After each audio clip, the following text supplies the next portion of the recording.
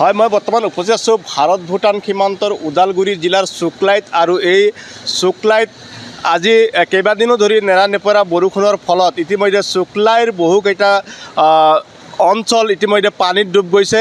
আৰু আমাৰ camera person সহযোগীয়ে সবিশেষ দেখুৱাব। এয়া হৈছে ভাৰত ভূটান সীমান্তৰ ওদালগুৰি জিলাৰ শুক্লাইত ইতিমধ্যে কেইবাখনো গাঁও ইতিমধ্যে জলমগ্ন হৈছে আৰু প্ৰায় বহুকেইঘৰ ঘৰৰ পৰিয়াল ইতিমধ্যে তেওঁলোকে ঘৰৰ পৰা ওলাব পৰা নাই। ইতিমধ্যে সকলো ঘৰ দুৱাৰ পানীত বুৰ গৈছে। আমাৰ কেমেৰা পাৰ্চন সহযোগীয়ে দেখুৱাইছে এয়া হৈছে শুক্লাই, বৃহত্তৰ শুক্লাই অঞ্চল। ইতিমধ্যে বহু টকাৰ সা সম্পত্তি ঘৰৰ ভিতৰত পানী সোমোৱাৰ বাবে ইতিমধ্যে নষ্ট হৈছে। আৰু এই অঞ্চলৰ জনগণে ইতিমধ্যে ওলাবলৈ তেওঁলোকে পৰা নাই। এয়া সবিশেষ আমি দেখুৱাইছোঁ। এয়া হৈছে শুক্লাই আৰু এই শুক্লাই ইতিমধ্যে জলমগ্ন হৈ পৰিছে বৃহত্তৰ অঞ্চলসমূহ। এই অঞ্চলৰ এজন উদীয়মান যুৱক আছে আৰু যুৱকজনৰ পৰা আমি জানিবলৈ চেষ্টা কৰিম যে এই অঞ্চলত পোনপ্ৰথমবাৰৰ বাবে নেৰানেপেৰা বৰষুণৰ কাৰণে ইতিমধ্যে শুক্লাইত বৃহৎ অঞ্চল ইতিমধ্যে জলমগ্ন হৈ পৰিছে। দাদা কি ক'ব, আজি ইতিমধ্যে কেইবাদিনো নেৰানেপেৰা বৰষুণৰ ফলত শুক্লাইত প্ৰায় 150 ঘৰ অধিক জলমগ্ন হৈ পৰিছে, কি ক'ব? হয়, এতিয়া আমাৰ ইয়াতে 4-5 ঘৰ মানুহৰ তাৰমানে ঘৰৰ ভিতৰত পানী সোমাই গৈছে।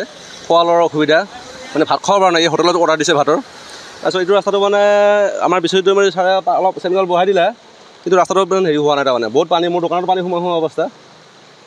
আচলতে এনেকুৱা বানপানী প্ৰথমতে আমি দেখিবলৈ পোৱা নাছিলোঁ, কিন্তু পোনপ্ৰথমবাৰৰ বাবে ভাৰত ভূটান সীমান্তৰ এই শুক্লাই অঞ্চল ইতিমধ্যে প্ৰায় 150 ঘৰৰো অধিক জলমগ্ন হৈছে। ইতিমধ্যে মানুহ ঘৰৰ পৰা ওলাব পৰা নাই। যদি এই ভাৰত ভূটান সীমান্তত এনেকুৱা ধৰণৰ অৱস্থা হৈছে, তেতিয়াহ'লে নামনি বা দ অঞ্চলবিলাকত কেনেকুৱা ধৰণৰ সৃষ্টি হৈছে পানীৰ ফলত? হয়, আগতে এনেকুৱা হোৱা নাছিল। আমাৰ যেতিয়াৰ পৰা এইটো ৰাস্তাটো হ'ল যে, ৰাস্তাটো হোৱাৰ পৰা পানীৰ পৰিমাণটো বেছি হ'ল। ৰাস্তাটো কালভাৰটো তাৰমানে সৰু কালভাৰ লগাই দিলা, এতিয়া বক্স কালভাৰ দিব লগা আছিল। কিন্তু ইঞ্জিনিয়াৰে বা ঠিকাদাৰে কি কৰিলে নাজানো, কিন্তু বক্স কালভাৰ হ'লে ভাল হ'লে পানীটো, সেইকাৰণে পানীটো পাৰ হোৱা নাই ইয়াতে। ইতিমধ্যে আপোনাৰো দোকান জলমগ্ন এতিয়া বুৰ গৈছে, এই যাওঁ অৱস্থা আৰু দোকান। হয় হয়, ইতিমধ্যে দেখিছে আপোনালোকে, যুৱকগৰাকীয়ে কৈছে যে তেওঁৰ দোকান যি শুক্লাই অঞ্চলত আছে, এই শুক্লাই অঞ্চলৰ দোকান ইতিমধ্যে পানীত ডুব যাওঁ অৱস্থা। আমি আৰু এজন যুৱক আছে আমাৰ মাজত, তেওঁৰ পৰা আমি কিছু মন্তব্য জানিবৰ কাৰণে চেষ্টা কৰিম। তোৰ বা বোলা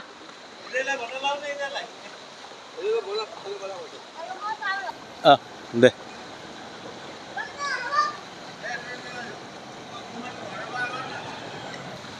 হয়, আমাৰ মাজত আৰু এজন ইতিমধ্যে ব্যক্তি উপস্থিত হৈছে, গতিকে আমি তেওঁৰ পোনপটীয়াকৈ আমি জানিবৰ কাৰণে চেষ্টা কৰিম।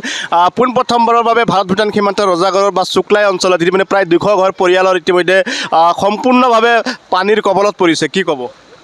মই প্ৰথমতে এইটো ক'ম, যিটো ৰাস্তা ঘাট বনাইছে এইটো বৈজ্ঞানিকভাৱে হোৱা নাই, যাৰ কাৰণে পানী যিটো ওলাই যোৱা ৰাস্তা, সেই ৰাস্তাটো নাই। গোটেই ব্লক হৈ আছে। ৰাস্তাবিলাক ওখ কৰা নাই, আৰু দলং যিবিলাক ডুং আছে, আমাৰ পানী যোৱাৰ নলাবিলাক বৈজ্ঞানিকসন্মত বনোৱা নাই, যাৰ ফলত পানীটো য'ত পানী উঠিব নালাগে তাতে উঠিছে পানীবিলাক। আৰু মই আশা কৰিম ভৱিষ্যতে প্ৰশাসনে বা চৰকাৰে স্থানীয় প্ৰশাসনে তেওঁলোকে ব্যৱস্থা ল'লে ভাল হ'ব আৰু ৰাইজৰ কাৰণে উপকাৰ হ'ব। ইতিমধ্যে আপুনি গম পায়, শুক্লাই যিটো নদী, আপুনি এইফালে বাদলাপাৰা আৰু শুক্লাই নদীখনে মুখামুখি দুটা একেলগে আছে। যদি কেনেবাকৈ শুক্লাই নদীখন গৰাখহনীয়া কবলত পৰি যদি সম্পূৰ্ণ ভাঙি যাব লগা হয়, তেতিয়াহ'লে শুক্লাইবাসী ৰাইজ কিন্তু পানীৰ কবলত ডুব যাব, কি ক'ব? এইটো অকল শুক্লাই নহয়, শুক্লাই যোৱাৰ পিছত এইফালে চোৱালা, আত্ৰিঘাট এইবিলাক একো নাথাকিব।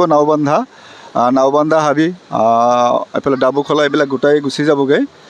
এইটো যদি লগ লাগে, গোটাই পশ্চিম ছাইডটো দ ঠাই হিচাপে নদী ভাঙি আহিব। কিন্তু আৰু চৰকাৰে এইটো যিটো শুক্লাই নদী ভাল ব্যৱস্থা কৰে। আৰু শুক্লাই নদী একো ডাঙৰ কথা নহয়।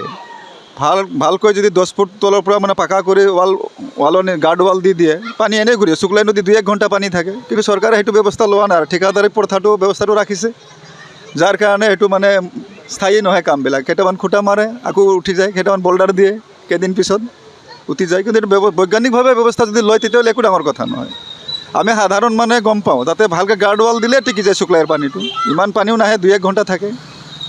গতিকে চৰকাৰে ব্যৱস্থা ল'লে ভাল হয়, আশা কৰিম। আচলতে ক'ৰবাত চৰকাৰখনে বিফল হৈছে নেকি এই ক্ষেত্ৰত? মই নকওঁ সফল হ'ব, কিন্তু ভাল ব্যৱস্থা ল'ব লাগিব। তেওঁলোকে ভালকৈ স্থানীয়ভাৱে ৰাইজৰ লগত আলোচনা কৰি কি কৰিলে ভাল হয়, এইটো মানে পৰম্পৰাগতে মাথৰি বান্ধি থাকিলে নাথাকে এইটো। বৰ্তমান পৰিৱৰ্তনকামী বিজেপি চৰকাৰ আছে অসমত বা কেন্দ্ৰীয় চৰকাৰ আছে। অসমৰ বানপানীক ৰাষ্ট্ৰীয় সমস্যা হিচাপে স্বীকৃতি দিবৰ কাৰণে কেন্দ্ৰীয় চৰকাৰক বাৰম্বাৰ কিন্তু অসমৰ ৰাইজে কিন্তু দাবী কৰি আহিছে, কিন্তু এই ক্ষেত্ৰত কিন্তু বানপানীক কোনো ধৰণৰ কিন্তু ৰাষ্ট্ৰীয় সমস্যা হিচাপে স্বীকৃতি দিয়া হোৱা নাই। কি ক'ব আপুনি? এইটোতো আচলতে কেতিয়াবাই দিব লাগিছিল। আশা কৰিম এইটো একদম দিব লাগে আৰু মানে অসমৰ মানুহৰ এইটো উপকাৰ কৰিব। ধন জন সম্পত্তি এইবিলাক নষ্ট হৈছে বহুত, আৰু ঘূৰি বাকী চৰকাৰৰো লছ হৈছে। আকৌ চৰকাৰ এইটো মানে সাহায্য দিব লগা হৈছে, বেছিকৈ কাম কৰিব লগা হৈছে, সেয়া কথা আৰু এতিয়া। হয়, ইতিমধ্যে দেখিছে আপোনালোকে বহুকেইগৰাকীয়ে নিজৰ মত পোষণ কৰিছে যে অসমৰ বানপানীক ৰাষ্ট্ৰীয় সমস্যা হিচাপে স্বীকৃতি প্ৰদান কৰিব লাগে কেন্দ্ৰীয় চৰকাৰে, আৰু যাৰ ফলত আজি বৈজ্ঞানিকভাৱে এই অঞ্চলসমূহত যিখিনি গৰাখহনীয়া হওক বা পানীৰ কবলত পৰা ৰাইজৰ যিখিনি সমস্যাসমূহক যদি বৈজ্ঞানিকভাৱে যদি সমস্যাসমূহ সমাধান কৰিলে হয়, হয়তো এই পানীৰ সমস্যা আজি নহ'লেহেঁতেন। গতিকে মই সবিশেষ আমাৰ কেমেৰা পাৰ্চন সহযোগী দেখুৱাইছে ইতিমধ্যে আপোনালোকক, আৰু একমাত্ৰ খবৰ লাইভত আপোনালোকক দেখুৱাইছোঁ ভাৰত ভূটান সীমান্ত ওদালগুৰি জিলাত ইতিমধ্যে জলমগ্ন হৈ পৰিছে সমগ্ৰ অঞ্চল, আৰু এই সমগ্ৰ অঞ্চল ইতিমধ্যে আমাৰ কেমেৰা পাৰ্চন সহযোগীয়ে দেখুৱাইছে। গতিকে আমি চৰকাৰক দাবী জনাইছোঁ যে এই অঞ্চলসমূহত যাতে দীৰ্ঘম্যাদী আঁচনি তেওঁলোকে ৰূপায়ণ কৰক আৰু বৈজ্ঞানিক প্ৰযুক্তিৰে এই সমস্যাসমূহ সমাধান কৰাৰ চেষ্টা কৰক। মই ওদালগুৰিৰ পৰা প্ৰেম ৰাজভৰে আপোনালোকৰ মাজৰ পৰা বিদায় মাগিছোঁ। ধন্যবাদ।